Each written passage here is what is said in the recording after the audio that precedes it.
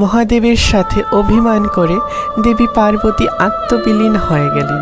কৈলাসে পরমা প্রকৃতির অনুপস্থিতিতে চারিদিকে ছেয়ে গেল ত্রাহি ত্রাহি রব।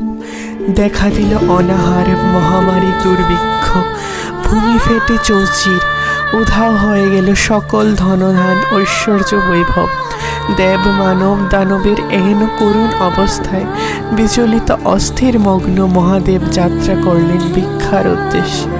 পৌঁছলেন বৈকুণ্ঠ ধামে, কিন্তু আদ্যাশক্তির অবর্তমানে শ্রীহীন হয়ে গেলেন মা লক্ষ্মীও, ব্যর্থ হলেন দান কার্যে। এরূপ পরিস্থিতিতে সন্ধান মিলে এক দেবীর, যিনি নাকি কাশীধামে সকল অভুক্ত ক্ষুধা ক্লিষ্ট জীবদের অন্ন দান করছেন। ভবঘুরের ন্যায় ঘুরতে ঘুরতে ভোলানাথ শরণাপন্ন হন সেই মাতৃশক্তির নিকট, যিনি এই বিশ্ব সংসার